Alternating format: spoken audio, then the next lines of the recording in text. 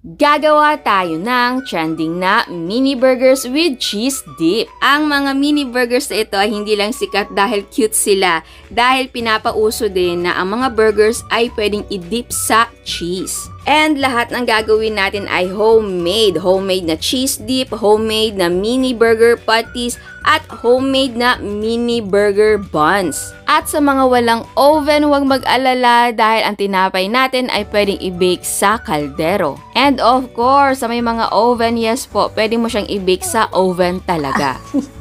Okay, sa gustong gumawa ng sariling patty, pwede. Sa gustong gumawa na wala pang idea, eto, simple lang. Sisimplihan lang natin ha. Meron tayong ground meat. Lalagyan natin ng sibuyas, bawang, paminta. Tapos paglagay tayo ng chicken powder. Yan.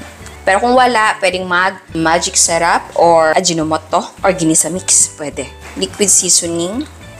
And then oyster sauce. Itlog. Konting breadcrumbs. Yan. Tapos, ketchup. Yan. Ito yung gamit ko. Alam ko, sasabihin nyo, akala ko ba simple? Ba't ang daming inilagay na parang wala sa amin? Okay.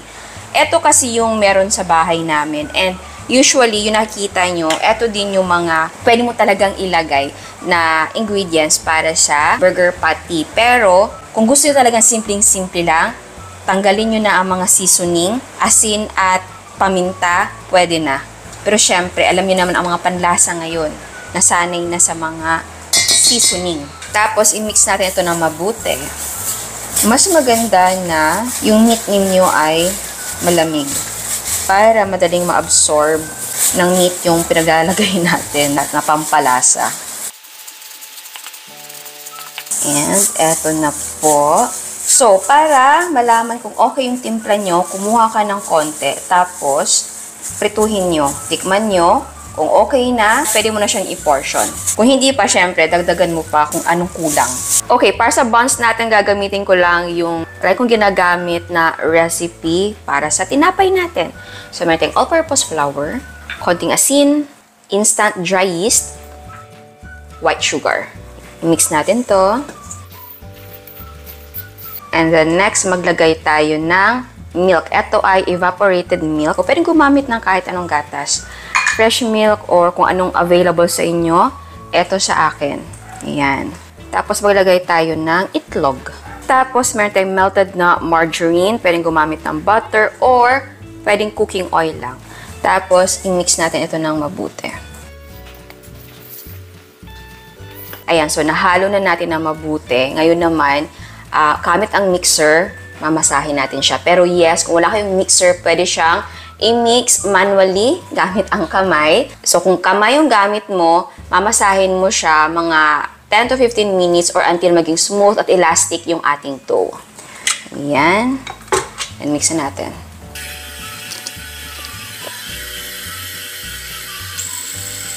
And ayan, check natin.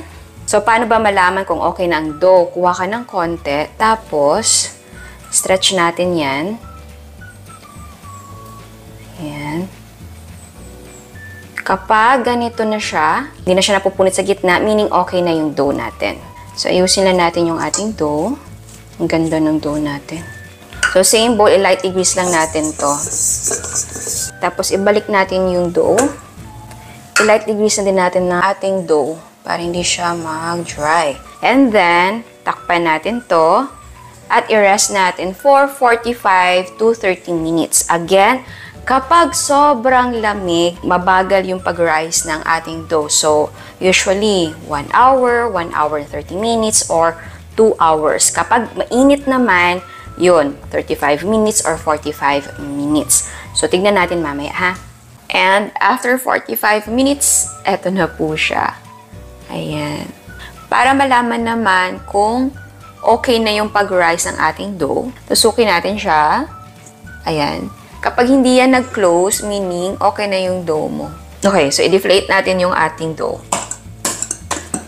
So ngayon, i-divide natin yung ating dough. Gaano ba kaliit ang gusto nyong size ng mini burger buns?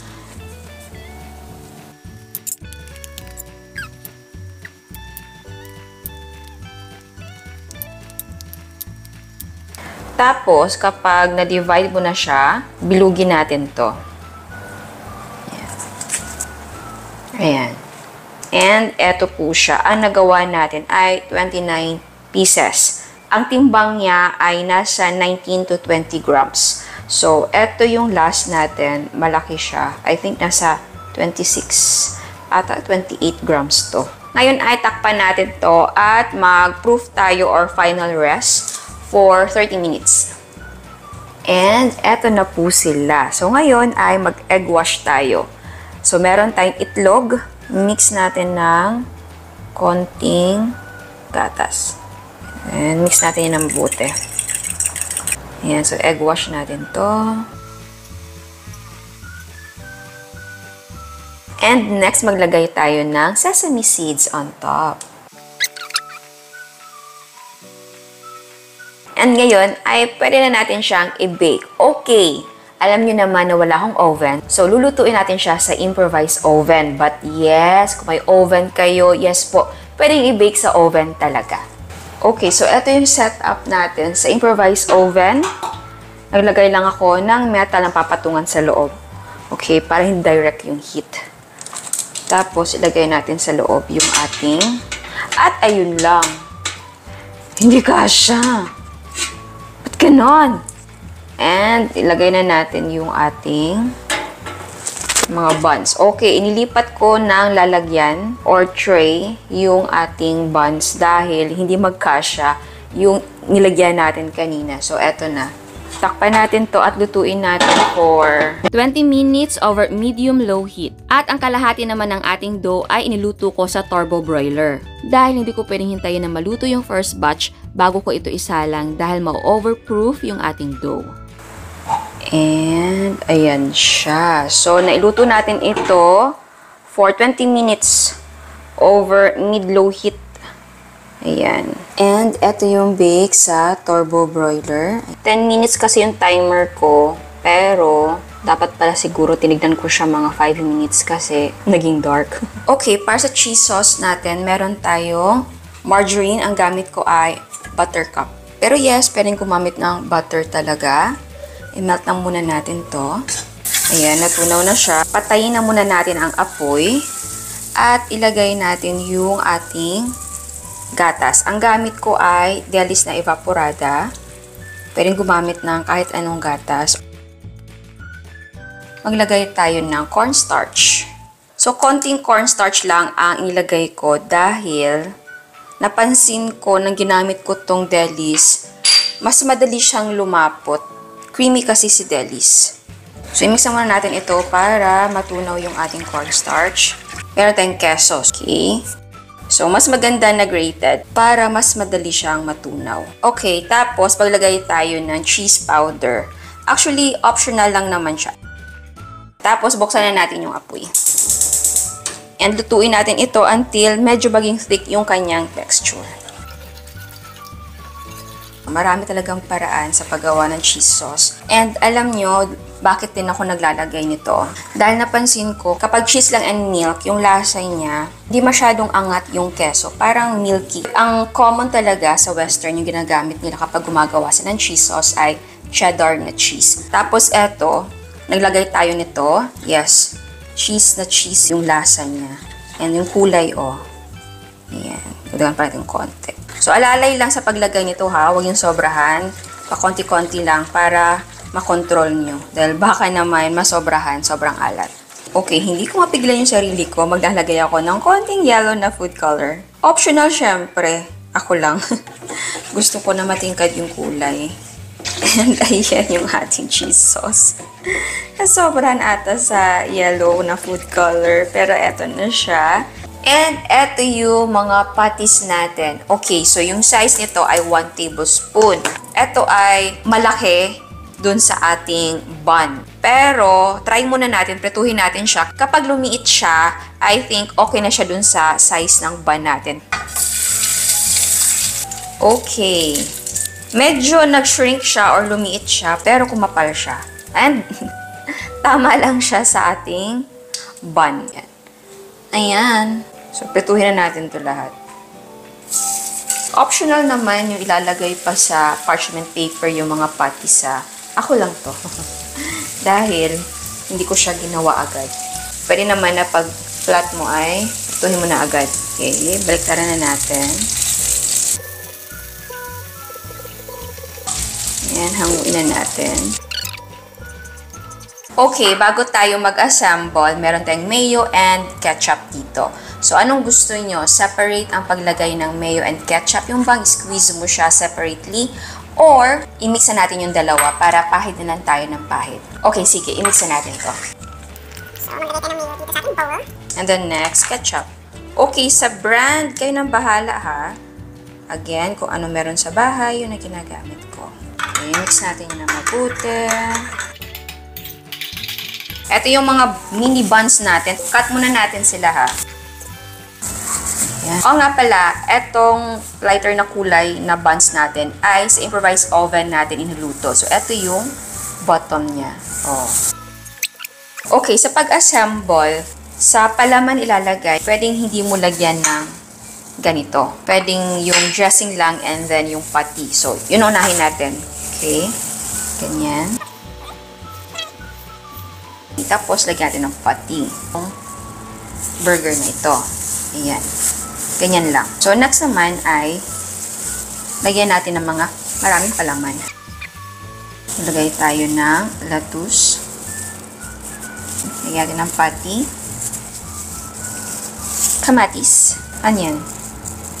And pwede pa natin pahiran ng dressing. Pakit na natin. Ayan, so pili lang kayo kung ano yung gusto nyo. Ang maganda na kasi dito, hindi siya loaded. So, hindi basta-basta mabubuwag yung ating bun and palaman. Kasi, tingnan nyo. Dahil dun sa ating dressing. Ito naman, syempre, expected na parang, ayan o. Parang hindi naman magkandarahulog. Lagyan natin ng toothpick. Okay. Ayan. Ito na yung ating mga mini burgers. Ngayon naman ay lagay natin sa ating packaging. So, packaging. Ito lang ay malaking meal box. Tapos, naglagay lang ako ng sandwich wrapper. Ito lang kasi yung available sa akin dito na may print na sandwich wrapper. Okay. Arrange natin siya. So, lagay natin dito yung ating mga burger buns. Arrange lang natin. Okay, next naman ay yung cheese sauce natin. So, yung lalagayan ko ng cheese sauce ay parang maliit, no? Wala na kasi akong ibang container, pero hanap ko yun ng mas malaki. Okay, so maglagay na tayo ng ating cheese sauce dito. At eto na ang ating mini burgers na may cheese dip. At syempre, para kompleto, mag-french fries ka na din. Ayan, so tikman na natin. Ang cute talaga ng mga burger natin, no? O, tignan nyo. At ang liit talaga. Gano'ng kaliit yan. Oh, di ba? Tikman muna natin na walang cheese, no? Para ang bango ng... Okay, tikman natin na walang cheese na muna.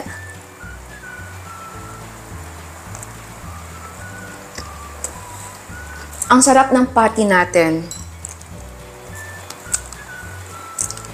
Masarap yung patty natin. Yung timpla ay para may pagka-barbecue. So, i-try nyo yung patty natin na timpla. Tikman nyo, tapos pwede kayong mag-adjust kung meron pa kayong gustong i-add. And yung tinapay natin or your burger buns natin, masarap din. Kaya, pwede naman na cooking oil yung gamitin mo sa paggawa ng tinapay. Pero, iba din ang dating or lasa kapag margarine ang gamit. Okay, ngayon, tikman natin siya na may cheese. Gamit tayo ng tinidor ha, para hindi naman messy yung ating pag-dip.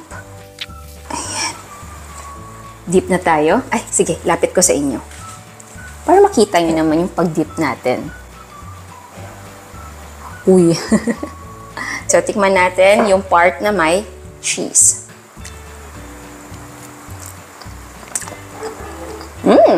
Okay. Yung lasa ng cheese natin na dip, hindi siya yung salty masyado. Ang dating sa akin ay milky, creamy, cheesy siya, pero hindi siya overwhelming na parang nakakasawa yung dating. Di ba kapag super cheesy yung salty na dating na cheese, parang ayaw masobrahan. Pero eto, kalma lang. Kalma lang. Pero yun nga, i-try nyo, tapos mag-adjust kayo. Kasi nga, baka hindi tayo magkapareho ng panglasa. Baka gusto nyo yung dinidescribe ko na super alat na dating na cheese. And, meron kayo ding instant cheese dip for fries. And again, sa palaman, pwede na patty lang. Pwedeng wala ng mga lettuce or tomatoes. And kung gusto nyo din magdagdag ng keso, yung keso talaga na inilalagay sa yung regular na keso. Pwede. So, ayan. Sana nagustuhan nyo ang recipe natin ngayon. Ciao! At sa mga hindi pa nakasubscribe, please subscribe sa ating YouTube channel and please click the notification bell and please click all para ma-notify kayo sa lahat ng uploads. And please don't forget to like our Facebook page and follow us on Instagram. Thank you!